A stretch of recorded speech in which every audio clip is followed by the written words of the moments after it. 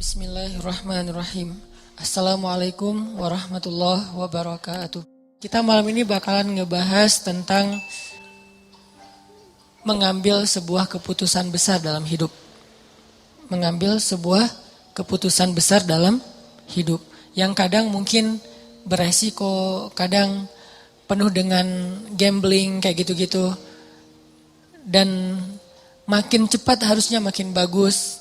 Kayak mengambil keputusan untuk berhijrah, mengambil keputusan untuk berhenti di sebuah pekerjaan yang syubhat dan haram, mengambil keputusan untuk putus. Dan ini gak gampang loh. Lebih enak ngambil keputusan gak jadi ngedeketin daripada udah deket terus putus kan. Berat banget kan. Kalau gak jadi ngedeketin, ya emang belum ada rasa terlalu dalam nih. Apalagi kita ngeliat kayaknya saingannya berat-berat, ya udah deh mundur aja. Ini masih lebih mending daripada udah dapat hatinya nih, maaf udah jadi pacar terus diputusin, itu pasti gak gampang. Dan tentunya saya gak nyuruh orang-orang pada putus ya, nyuruh orang-orang untuk menghalalkan. Kalau gak bisa halal ya istikharah, insya Allah Allah akan kasih ilham untuk putus. Nah, gimana motivasi apa yang kita bisa dapat malam ini supaya kita berani mengambil keputusan-keputusan yang besar dalam hidup kita. Keputusan-keputusan yang beresiko dalam hidup kita. Dan resikonya kadang-kadang kalau cuman kita yang ngerasain gampang. Justru karena yang ngerasain resiko itu bakalan keluarga kita, istri, anak, keluarga, orang tua. Jadi kayak agak berat ya. Nah, apa motivasinya, apa boosternya supaya kita tetap mampu mengambil keputusan itu dalam hidup. Nah, ayatnya coba kita baca surat Al-Waqiah. Kita baca dari ayat 7 sampai 14. Bismillahirrahmanirrahim. Wa kuntum azwajan thalathah. Fa ashabul maimanati ma ashabul maimanah. وأصحاب المشأمة ما أصحاب المشأمة والسابقون السابقون أولئك المقربون في جنات النعيم ثلة من الأولين وقليل من الآخرين. Dan kalian akan terbagi menjadi 3 golongan. Golongan kanan, alangkah mulianya golongan kanan itu. Golongan kiri, alangkah ruginya golongan kiri itu. Dan orang-orang yang sabikun, merekalah yang lebih dahulu masuk surga. Mereka itulah orang-orang yang dekat kepada Allah, berada di dalam surga yang penuh kenikmatan, segolongan besar dari orang-orang yang terdahulu dan segolongan kecil dari orang-orang yang kemudian. Shadaqallahul azim. Teman-teman yang dirahmati Allah SWT, di dalam ayat ini tuh Allah lagi ngejelasin tentang kondisi kita nanti di padang mahsyar. Kondisi manusia nanti setelah hari kiamat. Jadi ada hari kiamat, hari berbangkit, hari padang mahsyar dengan hisabnya, melintasi sirat, surga neraka. Di padang mahsyar itu Allah membagi manusia secara umum menjadi 3 golongan. Kita nggak akan bahas golongan keduanya, yaitu golongan kiri. Kita bahas golongan kanan dan golongan depan. Apa bedanya golongan kanan dengan golongan depan? As-sabikun. Golongan kanan itu adalah orang-orang yang istiqomah melakukan kebaikan, melakukan ibadah-ibadah sunnah, yang banyak pahala-pahala dari zikir-zikirnya, orang yang membantu orang lain. Ini golongan kanan. Identik dengan melakukan kebaikan. Kalau sabikun, identik dengan berkorban. Kalau melakukan kebaikan kayak melakukan hal-hal yang dia mampu, melakukan hal-hal yang dia bisa, melakukan hal-hal yang dia punya kelebihan, itu kanan. Kayak orang melakukan ibadah sholat dalam keadaan wajar, dalam keadaan normal, orang melakukan tahajud, orang melakukan apa, ini orang-orang yang melakukan kebaikan itu ashabul yamin. Kalau sabikun, orang-orang yang melakukan sesuatu yang beresiko. Orang-orang yang melakukan sesuatu itu yang penuh dengan gambling. Orang-orang yang melakukan sesuatu itu dengan berat, tapi dia melakukan dan menyegerakan kebaikan-kebaikan itu. Bisa dikatakan sabikun di sini ada dua kalimat, dua kata ya, diulang. Was-sabikunas sabikun. Apa maksudnya? Kata ulama tafsir, was-sabikun yang pertama itu dunia, was-sabikun yang kedua itu akhirat. Artinya, siapa yang di dunia menyegerakan satu kebaikan besar, maka nanti di akhirat Allah juga segerakan untuk dia kebaikan besar berupa surga. Was-sabiquna fid dunya fahumus sabiquna fil akhirah, itu tafsirnya. Siapa yang di dunia berlomba-lomba kepada kebaikan, siapa yang di dunia berani mengambil sebuah keputusan besar karena Allah dan disegerakan, maka fahumus sabiquna fil akhirah. Allah juga enggak akan ragu-ragu untuk ngasih dia sebuah hadiah besar nanti di akhirat dan menjadi yang paling duluan.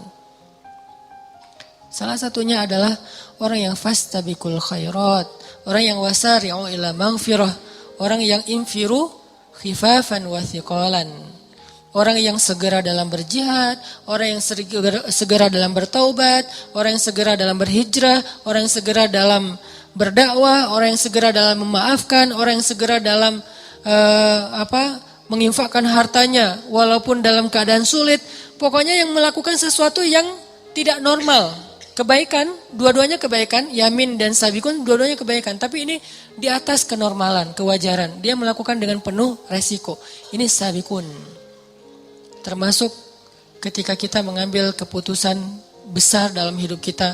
Salah satu yang paling besar itu adalah meninggalkan pekerjaan yang kita udah nyaman, berpenghasilan besar, tapi ternyata pada akhirnya kita tahu itu tidak berkah. Yang namanya nggak berkah pasti nggak halal atau syubhat. Kita pada akhirnya tahu ternyata pekerjaan kita ini nggak berkah. Bisa syubhat, ragu-ragu, bisa jelas haram, nggak boleh. Cuman udah terlanjur enak dengan pekerjaan itu, kita udah lama di situ, penghasilan kita udah banyak, kan nggak gampang mengambil keputusan kayak gitu. Tapi kalau kita berani dengan membawa nama Allah, saya melakukan ini karena Allah, laka Rabbi, karena engkau ya Allah saya mengambil keputusan ini dengan penuh resiko, maka was-sabiqun as-sabiqun. Itulah orang-orang sabikun. Dan memang jumlahnya enggak banyak. Dulu di zaman para sahabat sullah banyak. Kalau sekarang qalilun, tinggal sedikit orang yang berani mengambil hal-hal kayak gini. Kan enggak mudah kan meninggalkan pekerjaan yang dengan itu kita udah beli mobil, kita udah beli rumah, kita udah beli aset, kita udah punya tabungan sekian ratus juta, kita udah ngerencanain jalan-jalan ke luar negeri setiap akhir tahun, pas ulang tahun pernikahan, pas apa dan segala macam.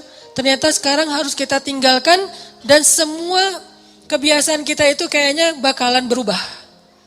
Yang udah bertahun-tahun, setahun 2 kali jalan-jalan keluarga dan nginep di hotel-hotel bintang 4, bintang 5. Dan ada beberapa negeri lagi yang kita pengen kunjungin, tiba-tiba sekarang kita tahu ternyata pekerjaan kita nggak halal dan harus kita tinggalkan. Yang itu artinya beresiko kita nggak bakalan jalan-jalan tahun ini. Beresiko bahwa kita bakalan harus ngelepas beberapa aset kita yang belum lunas supaya bersih. Yang beresiko mungkin kita nggak akan dapat nafkah yang seperti ngasih nafkah yang seperti sebelumnya. Beresiko mungkin istri kita bakalan ngambek. Masih mending kalau cuma ngambek. Kalau lebih dari itu kan lebih berat nih. Belum lagi nanti diomongin oleh mertua, orang tua segala macam. Resiko. Ini keputusan besar. Ketika kita berani mengambil ini, berarti kita termasuk was-sabiqun. Insyaallah fahumus sabiqun. Nanti di akhirat juga Allah akan memprioritaskan mereka. Kenapa? Karena mereka di dunia memprioritaskan Allah. Siapa yang memprioritaskan Allah di dunia, Allah prioritaskan nanti dia di akhirat. Itu kaidah sederhana, bisa digonta-ganti istilahnya sama aja intinya. Fadhkuruni azkurkum. Intinya seperti itu. Ihfazillah yahfazka. Ana inda dhanni abdi bi.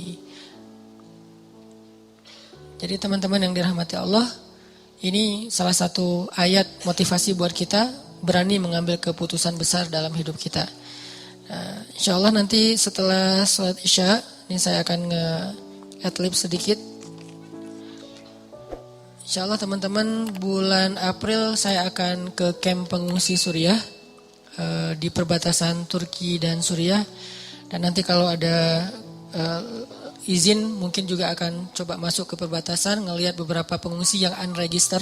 Artinya camp pengungsi yang belum terregister kepada pemerintahan Turki. Artinya mereka nggak dapat bantuan dari pemerintahan Turki. Saya insya Allah akhir April bakalan ke sana dan mudah-mudahan kita bisa sama-sama menggalang dana, terutama untuk Ghouta yang sekarang lagi memanas luar biasa, penganiayaan kemanusiaan yang luar biasa. Insya Allah nanti akan saya salurkan sendiri langsung kepada para pengungsi yang ada di sana. Jadi insya Allah nanti habis Isya kita akan melakukan penggalangan dana dan akan dilanjutkan dalam bentuk medsos. Dan mudah-mudahan nanti infak kita akan menjadi salah satu jihad harta kita untuk kaum muslimin di sana.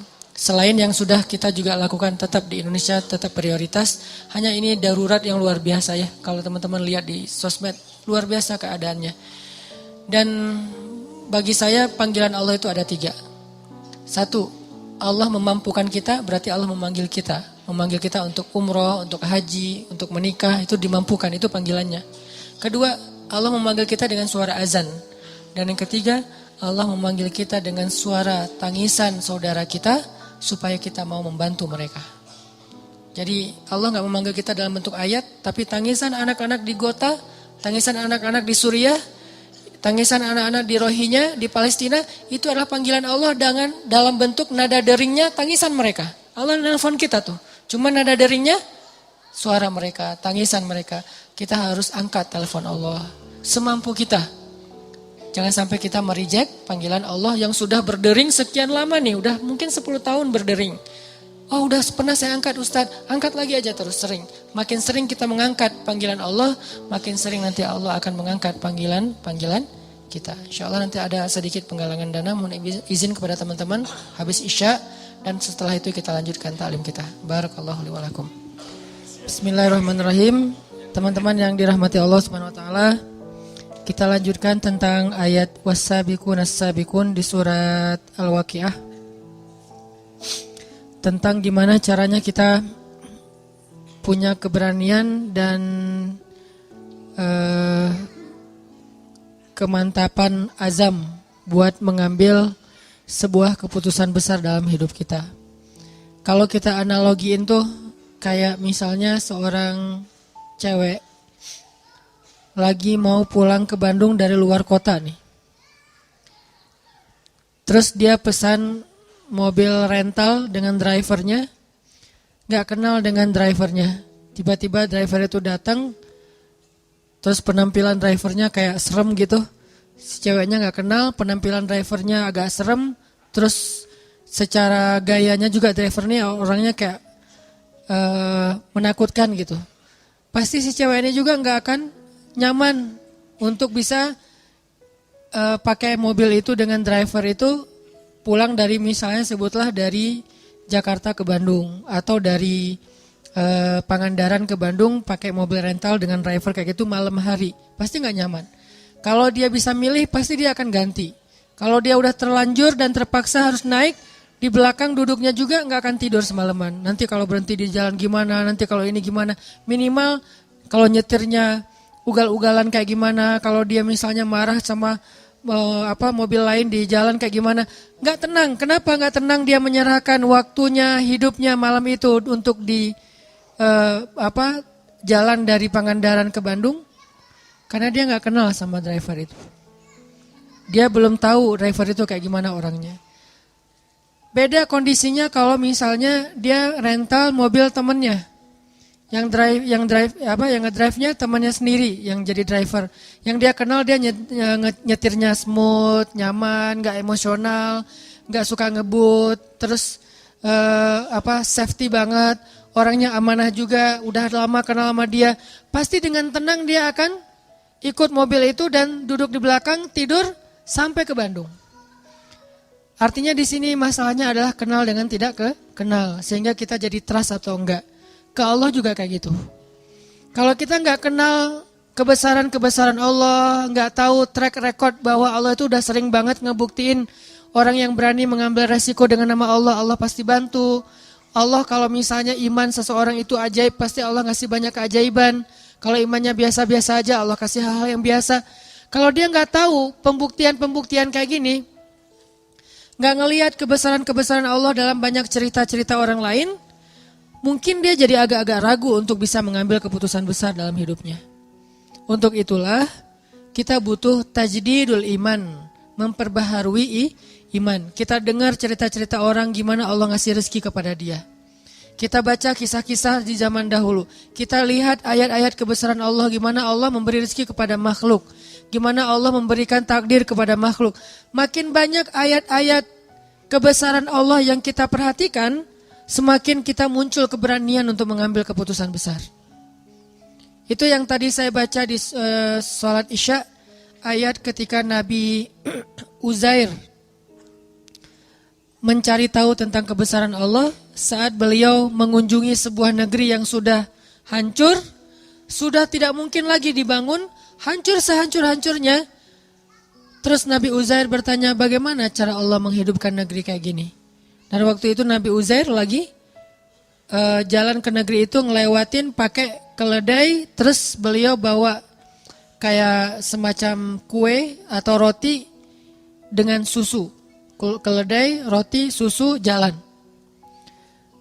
Ketika ngelihat negeri yang sudah hancur-hancurnya, sudah binasa sekian puluh tahun, gak mungkin lagi dibangkitkan negeri itu, tiba-tiba Uzair bertanya, gimana cara Allah menghidupkan negeri yang sudah hancur ini? Lalu Allah Subhanahu wa taala membuat Uzair mengantuk, beliau tidur dan mengikat keledainya di sebuah tempat dan meletakkan susu dan kuenya di sebelah beliau, beliau tidur. Ternyata Allah menidurkan Uzair selama mi'ata'am, 100 tahun. Jadi kalau Ashabul Kahfi itu sekitar 300 tahun sekian, kalau Uzair 100 tahun, 1 abad. Tadi ketika Uzair pergi meninggalkan negerinya untuk sampai ke negeri tersebut, dia tuh meninggalkan keluarganya, dia meninggalkan pembantunya. Nah kemudian Uzair pun berangkat dan tertidur di situ 100 tahun. Setelah 100 tahun Uzair bangkit dari tidurnya, Allah bangunkan. Pas dibangunkan datang malaikat. Malaikat bertanya kepada Uzair, "Kam labist? Berapa lama kamu tidur di sini?" Uzair menjawab, "Labistu yauman au ba'da yaum." Saya tidur di sini sehari atau setengah hari. Rasanya kayak setengah hari doang tidurnya, tapi enak gitu badannya, kayak tidur pulas seharian. Terus malaikat itu mengatakan, "Enggak. Kamu tidur di sini selama mi'ata'am, 100 tahun. Apa buktinya? Coba kamu lihat keledai kamu. Keledainya sudah menjadi tulang belulang. Sudah tidak ada lagi daging, kulit. Benar-benar udah jadi tulang. Seperti bangkai tulang hewan yang ada di tengah padang pasir. Udah habis 100 tahun. Tapi coba kamu lihat makanan kamu masih seperti baru ditinggalkan tadi dan masih hangat. Jadi kayak roti gitu, baru ditaruh. Itu kayak baru naruh beberapa menit yang lalu, masih hangat, rotinya masih lembut, belum kering sama sekali. Jadi Allah kasih dua kondisi yang berbeda dengan waktu yang sama. Yang satu 100 tahun sudah jadi tulang belulang, yang satu yang harusnya nggak usah tunggu 100 tahun, sehari juga basi kan. Kalau keledai ditinggal beberapa hari mungkin masih bertahan nih, lemah, mungkin lama-lama mati dan nggak langsung jadi tulang. Tapi kalau roti sehari juga udah basi. Hari ketiga udah keluar jamur, lama-lama keluar ulat dan habis gak ada sisa. Tapi yang harusnya sehari basi masih hangat. Yang harusnya beberapa minggu baru menjadi tulang, malah sudah menjadi tulang belulang. Akhirnya malaikat ini kemudian menyebut nama Allah, tiba-tiba tulang belulang keledai itu disatukan lagi, dirangkaikan lagi, kemudian dagingnya membalut tulang, lalu kulitnya membalut daging. Tiba-tiba keledai itu kayak apa ya, kayak rewind gitu ya, kayak balik lagi gitu. Tiba-tiba dia jadi hidup. Dan ini nggak pakai aplikasi loh. benar-benar nyata gitu.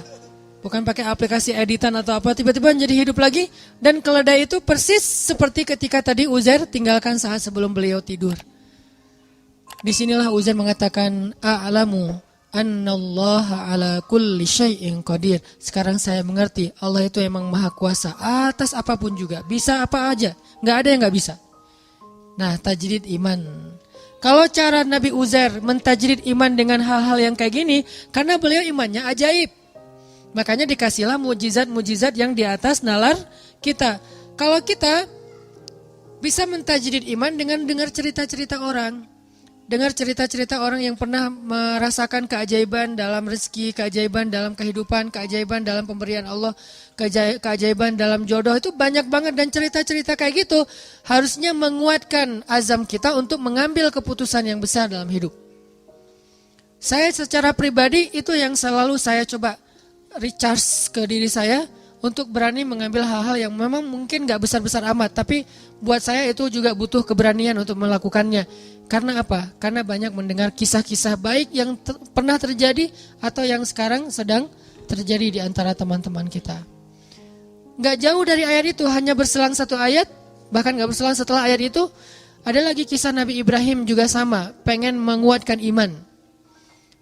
Jadi tiba-tiba Nabi Ibrahim bertanya, wa idh qala Ibrahim, Rabbi arini kaifa tuhyil mauta. Ya Allah, gimana? Coba tunjukkan ke saya cara engkau menghidupkan yang udah mati itu gimana? Biar yakin dengan hari kebangkitan.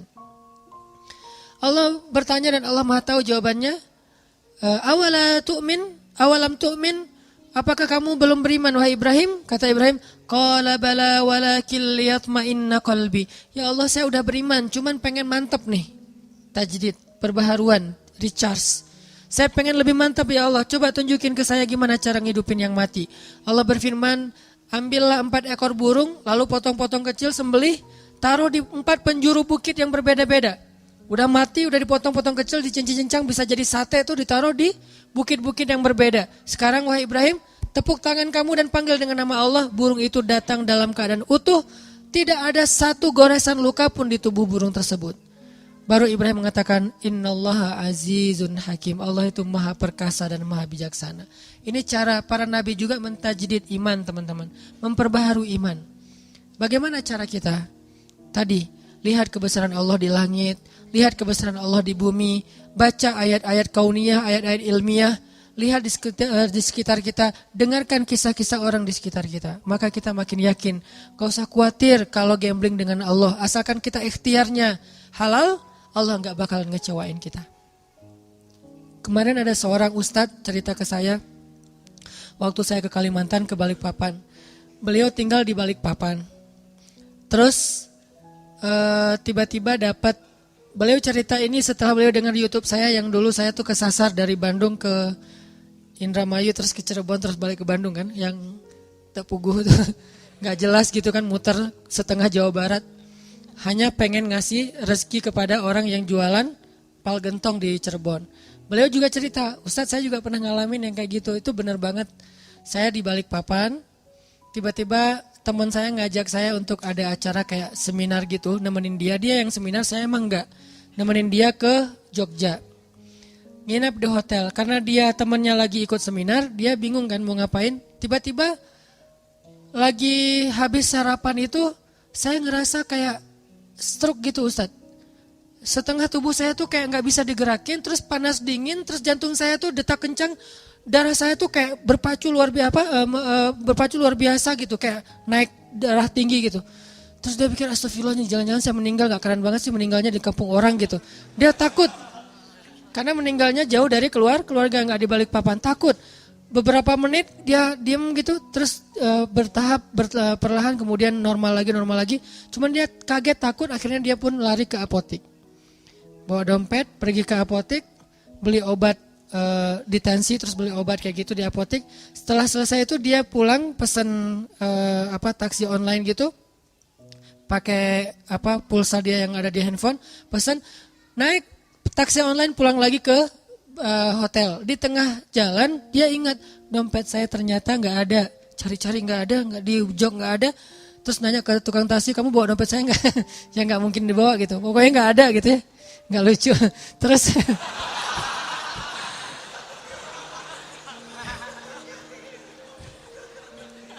Ternyata komennya yang lucu. Terus dia nyari-nyari nggak nemu, dia bilang, Pak boleh nggak saya balik lagi ke sana? Sampai di hotel dia order lagi, balik lagi ke apotek. Sampai di apotek ternyata kata apotekernya, ada Pak tadi saya nemu dompet Bapak, cuman dibawa sama security. Saya kasih ke security, dibawa. Pergilah ke security, ke pos satpam. Ternyata pos satpamnya lagi jemput anaknya.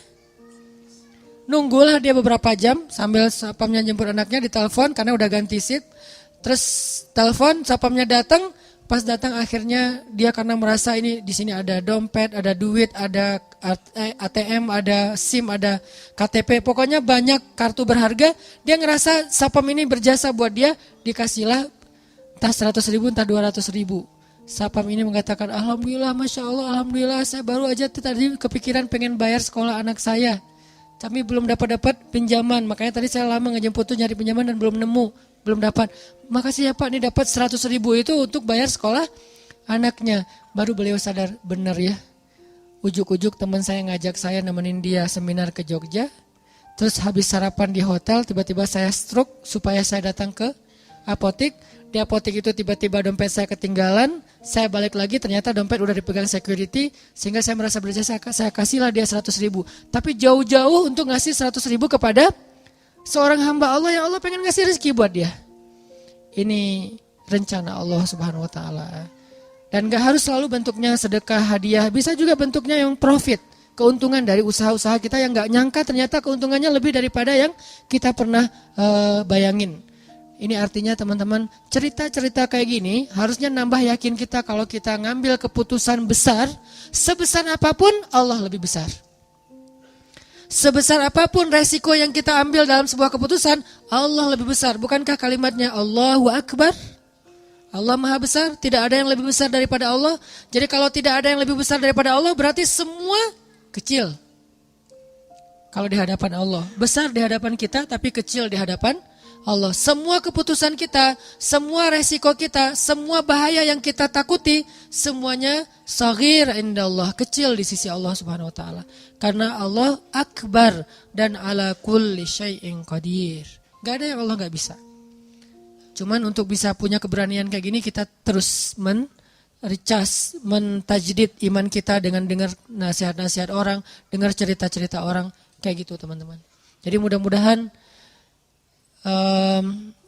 dari sekarang kita coba lebih sering mencas iman kita lewat motivasi taklim, lewat bacaan, lewat cerita-cerita teman kita, hal-hal yang ajaib dalam hidup dia.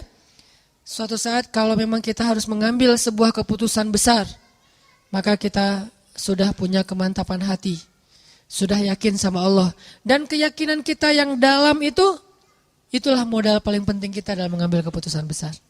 Bukan misalnya nih, mau ninggalin kerjaan, udah nabung dulu sekian ratus juta, biar nanti kalau lagi oleng masih ada simpanan uang. Bukan itu modal yang nomor satu, walaupun itu penting. Tapi bukan itu nomor satu. Nomor satu adalah yakin kepada Allah. Karena makin kita yakin kepada Allah, Allah juga makin ngebuktiin kebenaran dari keyakinan kita. Kalau kita ragu-ragu dikit, Allah ngebuktiinnya juga sesuai dengan zon prasangka kita kepada Allah.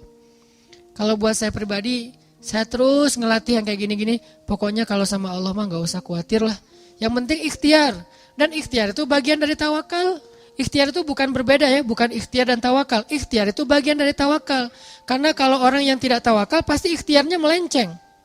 Kalau dia ikhtiarnya gak melenceng, masih fisabilillah, masih sesuai dengan syariat, koridor, on the track. Berarti dia masih tawakal sama Allah, masih berserah. Begitu ikhtiarnya udah keluar dari tracknya Allah, berarti dia udah gak yakin dan gak berserah lagi kepada Allah. Jadi ikhtiar, doa, bagian dari tawakal.